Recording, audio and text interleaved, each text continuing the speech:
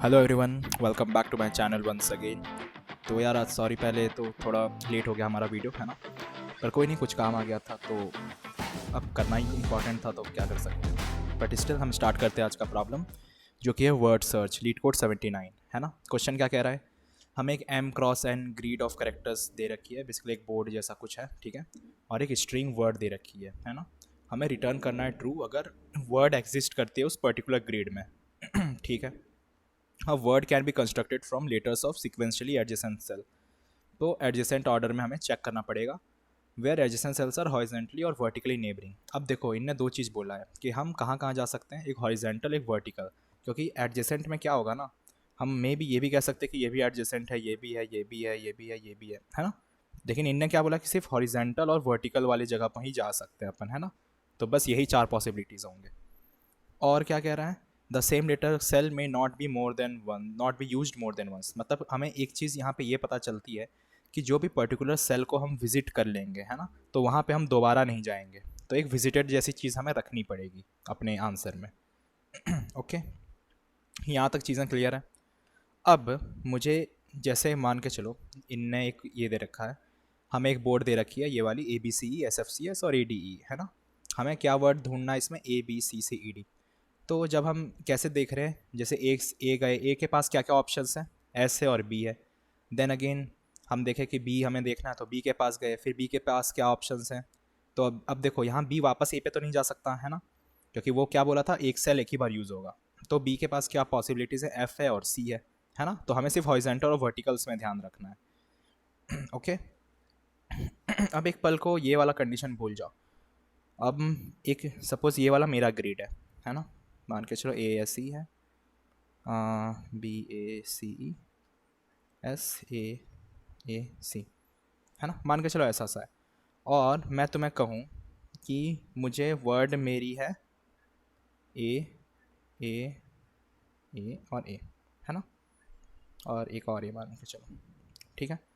तो अगर मुझे ऐसा सा चेक करना है तो हम कैसे चेक करेंगे। ऑफ कोर्स हम पहले यहाँ पे जाएंगे, है ना, इस वाली जगह से स्टार्ट करेंगे। हमारा IJ पोजीशन ये होगा, 0 0 वाला एलिमेंट, है ना।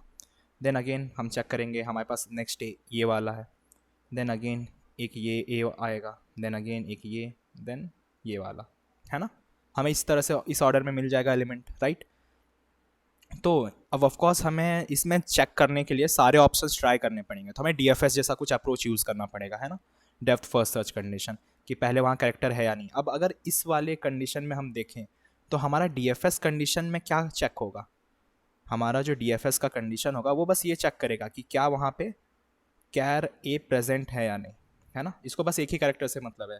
पूरे इसमें क्या था, एक पल को ये क्वेश्चन भूल जाओ, है ना, अभी बस ये वाला हिस्सा को देखो।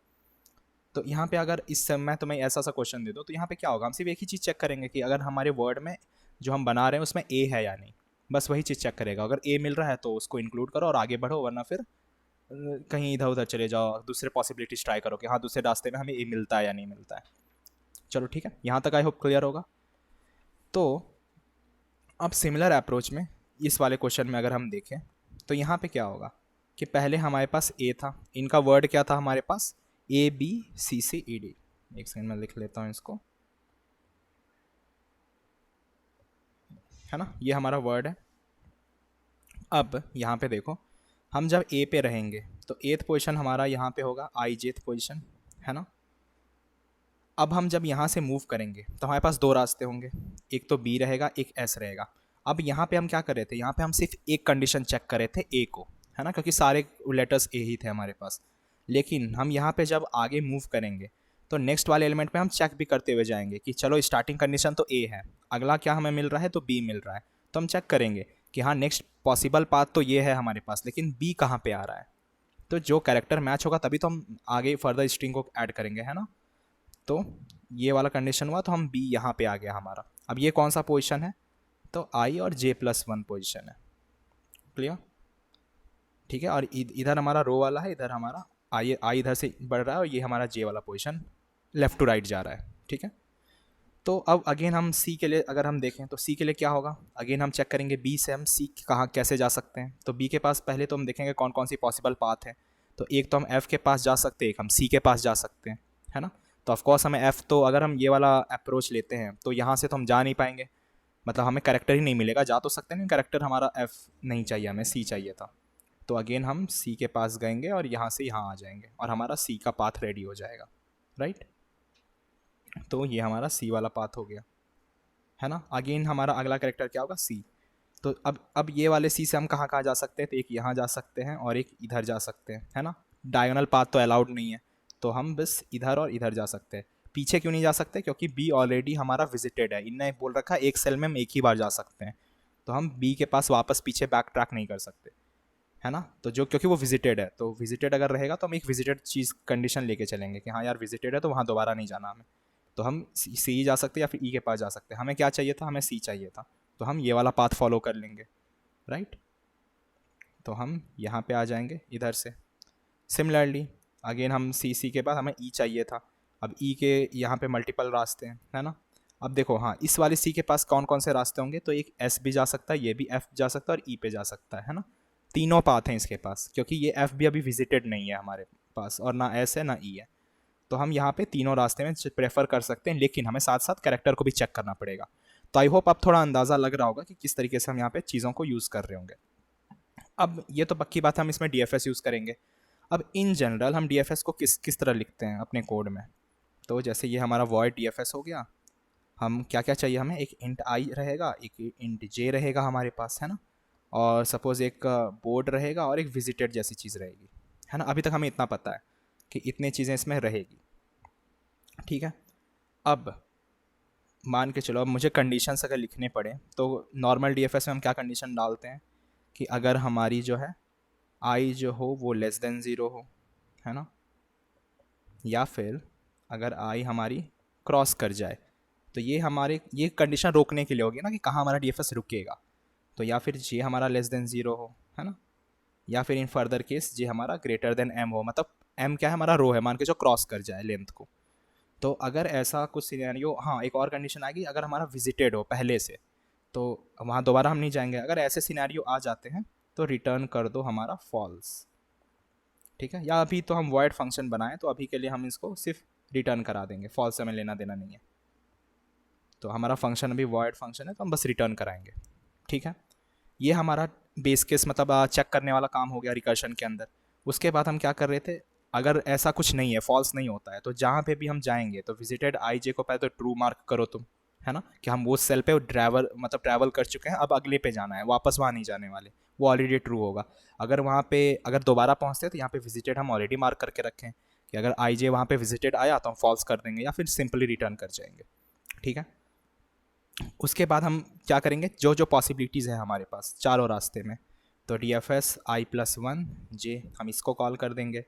फिर डी एफ एस वो बाकी के बोर्ड वगैरह ये सब समझ लेना कि वो सभी आएगा, ठीक है, मैं सिंपल में समझा रहा हूँ। आई और जे प्लस वन और D F S I minus one J और D F S I J minus one. Basically ये सारे पाथ्स हैं, है ना।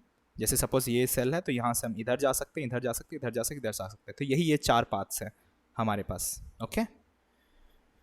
चलो यहाँ तक तो हमें चीज़ें क्लियर है। बस हमें यहाँ पे क्या ध्यान रखना था कि जब भी हम आगे बढ़ रहे होंगे ना, तो हमें एलिमेंट्स का भी ध्यान रखना पड़ेगा पैरेलली। जब भी हम यहाँ पे डी कर रहे होंगे तो हमें ए कौन सा करेक्टर आ रहा है, ए के बाद बी आ रहा है, तो उन चीज़ों का भी हमें ध्यान रखना पड़ेगा। तो जब हम ए से लाइक नेक्स्ट एलिमेंट्स पे जाएंगे, तो अब जैसे नीचे हमें एस यहाँ पे मिल रहा था, है ना, तो वहाँ से हम सीधा रिटर्न कर जाएंगे। अब सवाल ये है कि अगर हम जैसे यहाँ पे ए से हम एस की ओर पहले जा रहे थे, मान के चलो हम पहले ए से एस वाली कंडीशन को चेक कर रहे हैं ना, हम ए के पास दो रास्ते हैं, मान के चलो ये वाला कंडीशन पहले आ गया, तो हम क्या करेंगे, हमें चेक करना पड़ेगा ना कि वो कैरेक्टर है या नहीं। अब चेक कैसे कर सकते हैं, तो ऑफकोर्स हमें रिटर्न करना पड़ेगा। जैसे यहाँ पे आउटपुट में क्या लिखा है, ट्रू वाली जैसी चीज़ है, तो ऑफकोर्स हमें इस फंक्शन को बूलियन बनाना पड़ेगा यहाँ पे, कि वॉइड से हटा करके इसको बूलियन बनाओ, हमें चेक करना पड़ रहा है चीज़ों को, ठीक है। और अगर हम बूलियन बनाएंगे तो ऑफकोर्स यहाँ पे हमें रिटर्न फॉल्स करना पड़ेगा, ठीक है। यहाँ तक चीज़ें क्लियर है।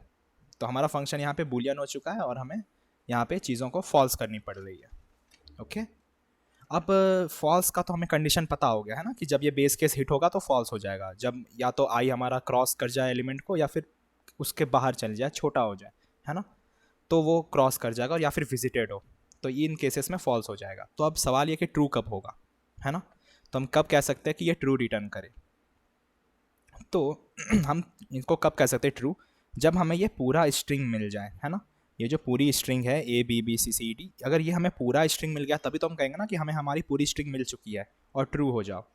इसका मतलब जो हमारा इफ़ कंडीशन आएगा, है ना, वो या तो यहाँ पे भी आ सकता है और यहाँ पे भी इस हिस्से में भी आ सकता है ना। तो कहीं पे भी डाल दो, तो वो इफ़ कंडीशन क्या होगा ना कि जो हमारी इंडेक्स होगी, है ना, एक दूसरा पेन ले लेता हूँ वरना पूरा रेड रेड हो जाएगा ये एरिया। तो ये जो हमारी आईडी होगी, या तो वो वर्ड डॉट साइज होगी, है ना, या फिर वर्ड डॉट साइज -1, दोनों में से कोई कुछ भी हो सकती है। वो डिपेंड करता है हम किस तरीके से अपने लूप को लिख रहे हैं, है ना। तो इन दोनों में से हम कुछ तो रखेंगे। तो ये हमारी ट्रू कंडीशन देगा कि जब हमें हमारी पूरी स्ट्रिंग मिल गई है तब ट्रू रिटर्न करो। क्लियर है, सही भी है ना। जब तक हमें नहीं मिलेगा तब तक हम बीच का रिटर्न करा के क्या करेंगे, ट्रू तो हो ही नहीं, कहा है होएगा ही नहीं वो चीज़, है ना। आई होप यहाँ तक चीज़ें क्लियर है। तो अब हमारे DFS फंक्शन में, है ना, क्या क्या चीज़ें आ जाएगी। यहाँ पे विजिटेड तो आएगी, साथ ही साथ हमें वर्ड को भी चेक करना पड़ रहा है ना, और एक इंडेक्स भी आ जाएगी इसके वजह से कि हमें इंडेक्स भी चेक करना पड़ रहा है। तो मेन DFS फंक्शन में वो भी आ जाएगा कि हमारी ये होगी हमारी इंडेक्स ऑफ द स्ट्रिंग, ठीक है। और ये वर्ड जो हमें दिया हुआ है तो वो तो रहेगा ही। तो आई होप इस पार्ट तक चीज़ें क्लियर रहनी चाहिए, है ना। इस पार्ट तक चीज़ें क्लियर है। ये हमारा नॉर्मल DFS का कोड है जो हम यूजुअली लिखते हैं, कहाँ फॉल्स हो रही है कहाँ ट्रू हो रही है, हमने यहाँ तक देख लिया।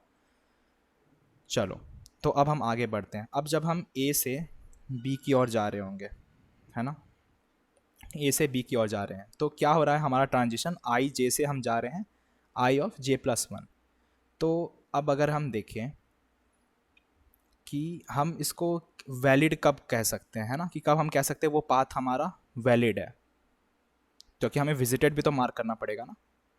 तो हम चेक करेंगे कि IJ हमारा कब वैलिड होगा, ठीक है। अब सपोज़ मान के चलो यहाँ पे जब हम A की से B की ओर जा रहे हैं तो हमारा DFS कंडीशन कौन सा रहेगा, I से J+1, रुक जाओ इसको मैं अलग से लिखता हूँ कि मान के चलो हमारा A से हम B की ओर जा रहे हैं, इस साइड जा रहे हैं, है ना। तो ये पार्ट था हमारा IJ और ये होगा हमारा IJ+1, ठीक है, यहाँ तक कोई इशू नहीं है। तो अब हमारा DFS कंडीशन क्या होगा इनमें से, मान के चलो हमारा कुछ ऐसा सा होगा इफ़ स्टेटमेंट में। ये मैं क्यों कर रहा हूँ ना, वो पता चलेगा, क्योंकि हमें ये भी ट्रैक करना पड़ेगा कि वो एलिमेंट विजिटेड नहीं है ना। तो सिर्फ हम DFS इतने से काम नहीं चलेगा, हमें क्या लिखना पड़ेगा कि जो हमारा J+1 है पहले तो वो क्रॉस नहीं होनी चाहिए, है ना, ये हो गया। साथ ही साथ वो विजिटेड ना हो, है ना, विजिटेड ऑफ I और J+1, ठीक है। और साथ ही साथ हमें और एक चीज़ चेक करनी पड़ेगी कि कैरेक्टर भी मैच होनी चाहिए।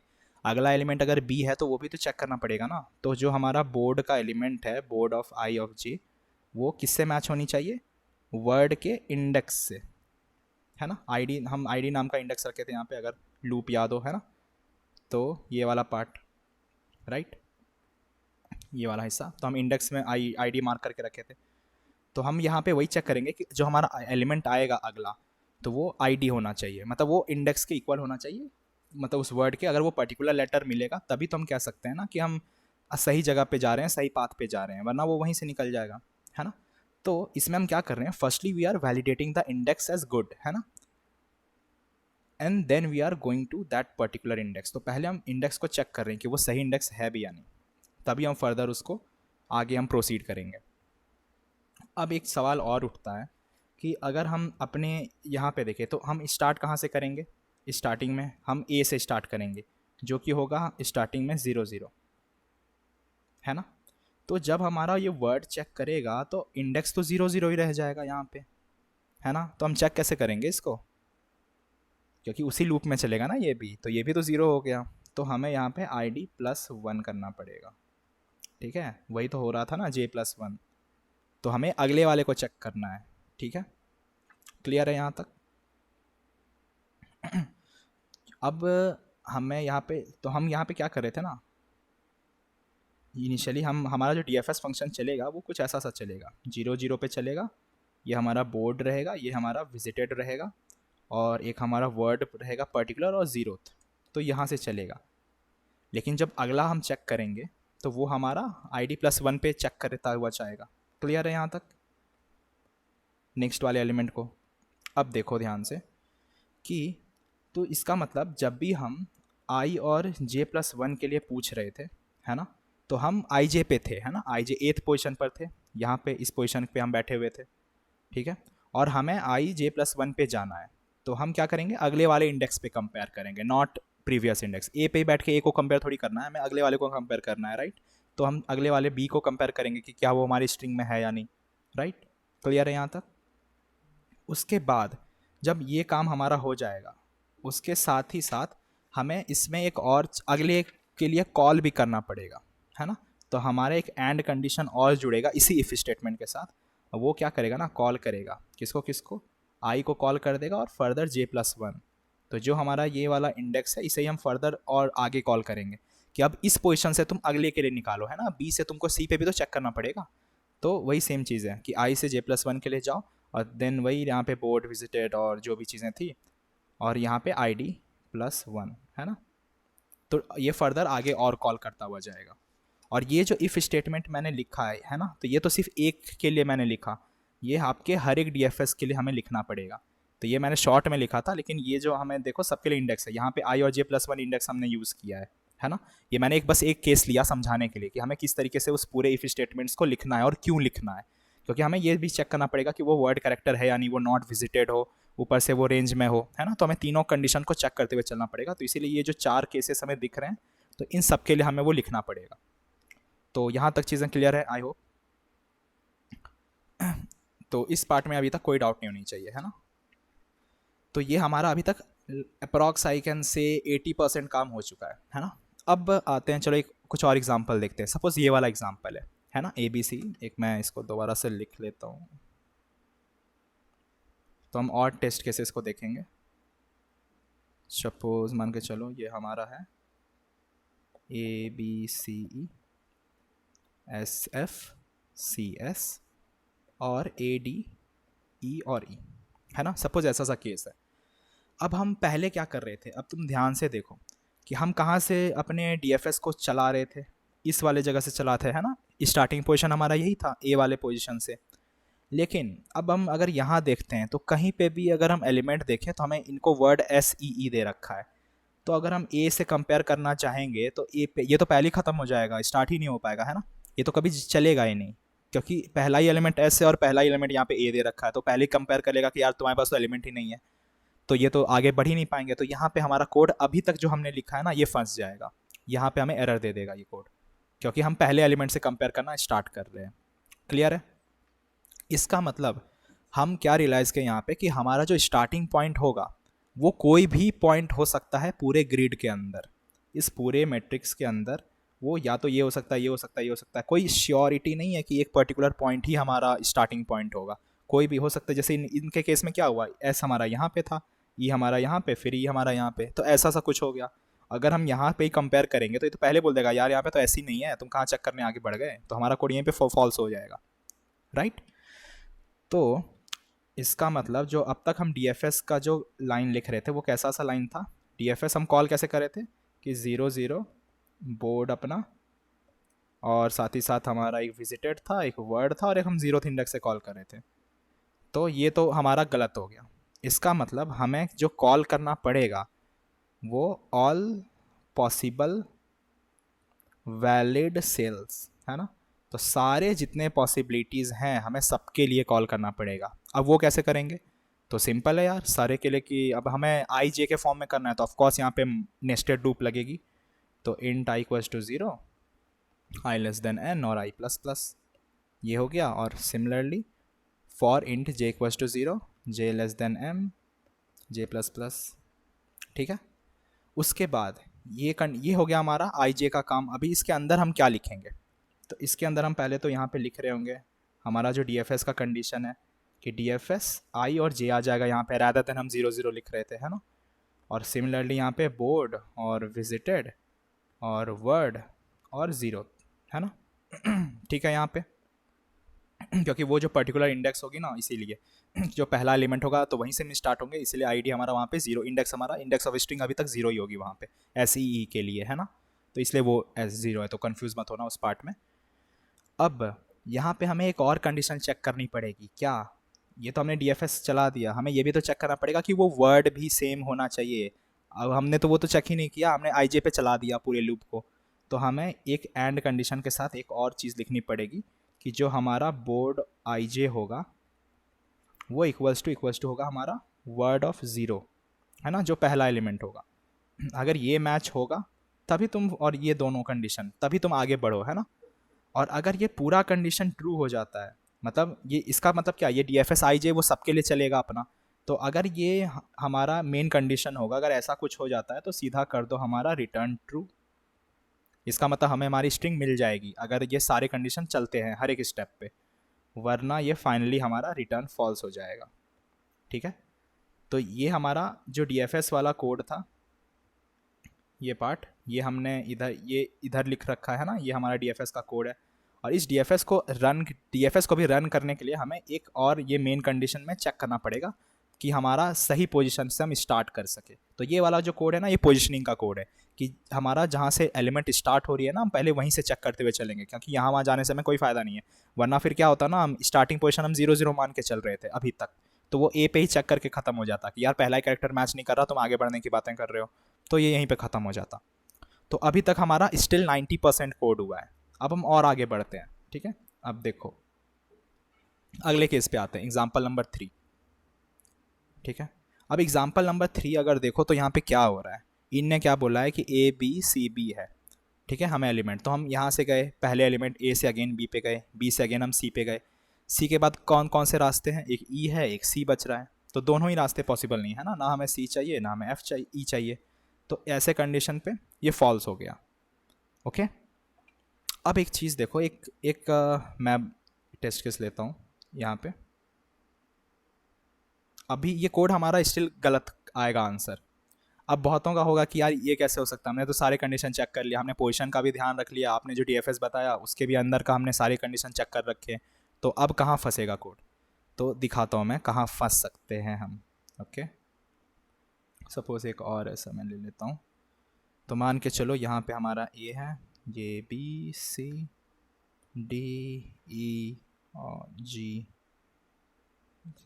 यहाँ भी ले लेता हूँ, एफ ले लेता हूँ, जे और आई एच। ठीक है, और हमारी वर्ड मान के चलो हमें जो ढूंढनी है वो है A B C D E G H I J और जी, है ना, हमें ये ढूंढना है। पाथ तो दिख गया आपका होगा आप लोगों को, है ना। अब देखो हम बढ़ना स्टार्ट करते हैं ना, हम अपने कोड को रन करते हैं यहाँ पे। तो क्या होगा, इनिशियली हम ए से स्टार्ट करेंगे, है ना, हमें देख लिया कि पहला कैरेक्टर ए है, तो ऑफकोर्स हम यहीं पे चेक कर लेंगे, आई जे हमारा 0 0, तो कैरेक्टर मैच हो रहा है, तो चलो सही है, इसको हम विजिटेड मार्क कर लेंगे कि हाँ यार हमारा कैरेक्टर विजिट हो चुका है। हम गए अगले वाले पे, तो अगला हम देख रहे हैं यहाँ पे बी है, तो अगेन बी भी यहाँ पे विजिटेड हो जाएगा। अगेन हमारे पास सी है, तो हम सी के पास गए, यहाँ भी वी है, विजिटेड हो गया। अगेन हम डी पे गए, तो ये भी सही है, यहाँ भी विजिटेड है। अगेन हम ई पे गए, ये भी विजिटेड है। अब देखो ई के पास बाद अगला जो एलिमेंट है वो क्या है हमारे पास, जी। तो हम यहाँ पे भी जा सकते हैं और यहाँ भी जा सकते हैं। तो सपोज़ मैंने यहाँ गया, ठीक है, मैं इस वाले जी पे गया, तो ये भी मार्क हो गया विजिटेड अभी के लिए। अब देखो अगला कंडीशन क्या है, यहाँ पे एच है। अब यहाँ पे क्या पंगा होगा, ये अगले में जाके चेक करेगा कि यहाँ पे तो एफ बैठा हुआ है, तो ये वाला पाथ तो पॉसिबल है नहीं। ठीक है, अगेन ये देखेगा कि अब इसके पास कौन कौन से रास्ते हैं, एक इधर भी जा सकता है, ये देखेगा यहाँ भी जे है, तो ये भी रास्ता पॉसिबल नहीं है इसके पास। अब इधर तो जा वैसे ही नहीं जा सकता क्योंकि ऑलरेडी विजिटेड है ना, तो वो कंडीशन तो वहाँ पे वैसे ही नहीं चलने वाली है। तो अब ये देखेगा इसके पास कोई रास्ता नहीं बचा। अब आइडियली क्या होता है ना, रिकर्शन में हम वापस आते हैं, जब हमें सारे रास्ते बंद हो जाते हैं, देख लेते हैं कि यार इससे आगे नहीं जा सकते, तो हम वापस आते हैं। ठीक है, और दोबारा से चेक करते हैं वहाँ से। हालांकि ज़िंदगी में भी यही करना चाहिए, अगर सारे रास्ते बंद हो तो जहाँ से शुरू किए हो तो वहीं से वापस स्टार्ट करो। ठीक है, हाँ खैर कोई नहीं, बहुत ज्ञान हो गया, मेन क्वेश्चन पे आते हैं। ठीक है, तो हम वापस से अब क्या होगा ना, ये जी वाला जो पार्ट था ये वापस हम ई के पास जाते हैं। ठीक है, कि अब यहाँ से वापस से चेक करो। ठीक है, अब ये क्या करेगा कि चलो यार ठीक है, अगले ई के पास वापस जाते हैं, तो ई स्टिल जाएगा कि हाँ यार ई के पास दूसरा रास्ता कौन सा है, तो ई के पास ये वाला जी है, तो हम यहाँ पे जाएंगे, यहाँ पे विजिटेड मार्क कर लेंगे, है ना। उसके बाद जी के बाद हम वापस दे सकते हैं कि हाँ यार यहाँ पे एच है, तो सही है, हमें मिल रहा है करेक्टर, यहाँ पे एच मिल गया। अगेन हम कहाँ जाएंगे, आई के पास जाएंगे, तो यहाँ पे हो गया। फिर आई के बाद हम जे पे जाएंगे, तो ये भी हमारा विजिटेड हो गया। अब देखो तुम यहाँ पे कहाँ, यहाँ पे अब मेन पंगा एक और होगा। अब जे के बाद हमारे पास क्या है, जी। अब कुछ बोलेंगे कि क्या हम इस जी पे जा सकते हैं, तो बहुतों का जवाब रहेगा हाँ जा सकते हैं, लेकिन हम नहीं जा सकते हैं। क्यों? क्योंकि ये विजिटेड मार्क्ड है ऑलरेडी। हमने यहाँ पे इसको ऑलरेडी कह रखा है कि ये वाला जी हम विजिटेड थे, हम तो पीछे आकर के भाग गए बस। अगर हम देखें कि आगे नहीं जा पाएंगे, वापस इस ई पर आके दूसरा पाथ ले लिए, तो यहाँ पे हमारा कोड अभी कह देगा कि यार आंसर तो नहीं है, लेकिन अगर हम देखें तो आंसर तो है, लेकिन हमारा कोड स्टिल कह रहा है कि नहीं होगा वहाँ पे। तो यहाँ पे हमें एक बैक ट्रैकिंग करना ज़रूरी है। इसका मतलब हम वहाँ गए, वहाँ बैक ट्रैकिंग में क्या होता है कि हाँ यार हम वहाँ पे जा रहे हैं, सारे पाथ में हम जाते हैं, लेकिन कुछ पाथ में हम रिवर्स आते हैं कि हाँ यार इस एरिया में हम गलती से चले गए, आगे नहीं, हम मुझे रास्ता दिख रहा है कहीं पे, तो वहाँ से वापस आते हैं, ठीक है। तो हमें जो चाहिए था वो तो वहाँ पे उस पोजीशन पे मिला नहीं, राइट। और अगर हम वहाँ से वापस आ गए तो हमें एक चीज़ और करना पड़ेगा कि ये जो जी है ना, इनको नॉट विजिटेड मार्क करना पड़ेगा, कि जब हम उस जगह से निकल चुके हैं तो हमें इसको नॉट विजिटेड कर देना पड़ेगा, तभी तो अगला जे वाला एलिमेंट वहाँ पे चेक करेगा, है ना। तो ये एक पर्टिकुलर केस का भी हमें ध्यान रखना पड़ेगा कि इसका मतलब क्या है कि when you realized that this all parts wherever you are travelling, so this all parts got sucked, so you had already mark something as visited, है ना। इसका मतलब अगर सारे रास्ते तुम्हारे पास बंद हो चुके हैं, है ना, तुम कहीं भी जा नहीं सकते हो, तो इसका मतलब वो पर्टिकुलर जगह तुम सारे विजिटेड मार्क कर रहे हो और वहाँ से बैक ट्रैक कर रहे हो। तो जब भी तुम बैक ट्रैक करोगे तो हम क्या करेंगे, यहाँ पे विजिटेड ऑफ आई जे को फॉल्स मार्क करके रख देंगे, है ना, जब भी हम वहाँ से निकलेंगे। तो अब जा कर के हमारे सारे केसेस यहाँ पे देखें तो हैंडल हुए हैं। एक ये केस हो गया हमारा, दूसरा हमें ये पोजिशनिंग वाली केस हो गई, और बाकी DFS हमें पता ही है, DFS को इस तरीके से के बजाय हम किस तरीके यहाँ पे ऐसे से लिख रहे होंगे, है ना, कि इफ़ स्टेटमेंट में सारे DFS इस तरीके से हम लिख रहे होंगे। तो आई होप ये वाला लॉजिक्स पूरे क्लियर होंगे। अगर नहीं आया तो एक बार दोबारा से वीडियो को देखना, ठीक है। मुझे यकीन है कि इसमें डाउट होने चाहिए सबको, और चांसेस ज़्यादा है होने के वैसे, बट नहीं हो रहा है तो बहुत अच्छी बात है, ठीक है, मतलब आप समझ रहे हो सारी चीज़ें। तो मैं पूरा कोड तो नहीं लिख पाऊँगा क्योंकि बहुत बड़ी कोड है, और ऑफकोर्स मैं काफ़ी लेट हो रहा था वीडियो के, तो मैंने ऑलरेडी लिख रखा था। तो हम देखते हैं, अब कोड से समझते हैं कि मैं क्या कह रहा था अब तक। तो देखो, अभी ऊपर वाले को मत देखो, डर जाओगे, तो डरावना जो दिख रहा है, मुझे खुद लग रहा है, तो आप लोगों को भी लगना ही चाहिए था। तो अब देखो यहाँ पे क्या होता है कि एग्जिस्ट में हम क्या कर रहे थे, रो एक आर और एक सी हो गया हमारा, है ना, एक ये रो हो गया, ये कॉलम हो गया, एक हमने विजिटेड वाली एरे बना ली विजिटेड का ट्रैक रखने के लिए। अब देखो ये वही लूप नहीं दिख रहा जो मैंने अभी अभी बताया था कि हम आई और जे मतलब सारे पोजीशन पे जाएंगे पहले चेक करने के लिए कहाँ से एलिमेंट स्टार्ट है, और हम वहाँ क्या चेक कर रहे थे कि जो हमारा आई जे था वो अगर कैरेक्टर एट 0 से मैच हो रहा है तो ही हम फर्दर आगे के लिए हम चेक करेंगे, और DFS कॉल हो रहा है, अगर सारे कंडीशन सेटिस्फाई हो रहे हैं तो ट्रू रिटर्न कर दो, ठीक है। और अगर ऐसा कुछ नहीं होता है तो हम यहाँ पे सीधा फॉल्स रिटर्न कर देंगे। क्लियर है ये वाला एग्जिस्ट वाला पार्ट। अब यहाँ पे मेन DFS वाले कंडीशन में आ जाओ, यहाँ भी वही चीज़ें हो रही है कि अगर हम ट्रू कब रिटर्न होंगे, जब हमारी पूरी इंडेक्स जो है वो सारे पूरे वर्ड लेंथ में इक्वल हो जाए। तो अगर ऐसा कुछ होता है, अगर हमें सारे नंबर्स मिल जाते हैं तो ट्रू रिटर्न कर दो, वरना फिर क्या करो, अगर ऐसा है तो विजिटेड कर देंगे, अगले वाले एलिमेंट के लिए विजिटेड मार्क करेंगे, और हम रो और कॉलम को मार्क करके, और फर्दर ये चारों रास्ते के कंडीशन है ना, जो 2 हॉरिजॉन्टल और 2 वर्टिकल वाले रास्ते हैं, लेफ्ट राइट और बॉटम अप वाले तो वो सारे कंडीशंस हम यहाँ पे चेक कर रहे हैं कि अगर ये ग्रेटर देन 0 हो और नॉट विजिटेड हो, और जो हमारा बोर्ड का जो वर्ड है वो कैरेक्टर भी मैच करे, तो और साथ ही साथ हम फर्दर आगे कॉल कर देंगे, है ना, DFS जो है फर्दर रिकर्सिव वे में आगे कॉल कर देगा। तो अगर ये सारे कंडीशन सेटिस्फाई हो उस रास्ते में तभी रिटर्न ट्रू करो, वरना अगर कहीं अटक जाते हो तो यहाँ पे देखो हम बैक ट्रैकिंग करने के लिए वही विजिटेड IJ को हमने फॉल्स मार्क किया हुआ है, ठीक है, कि अगर बैक ट्रैक करते हैं तो फॉल्स कर देना और फाइनली रिटर्न फॉल्स। तो आई होप ये कोड समझ में आ गया होगा, है ना, कि किस तरीके से चीज़ें काम कर रही है। तो इसमें कोई डाउट अगर स्टिल रह गया हो तो मुझे बताना कौन से पार्ट में डाउट है। बाकी फिर हम मिलते हैं अगली वीडियो में, तब तक के लिए keep learning, keep coding, keep exploring. See you guys in the next video, take care, okay, मिलते हैं यार।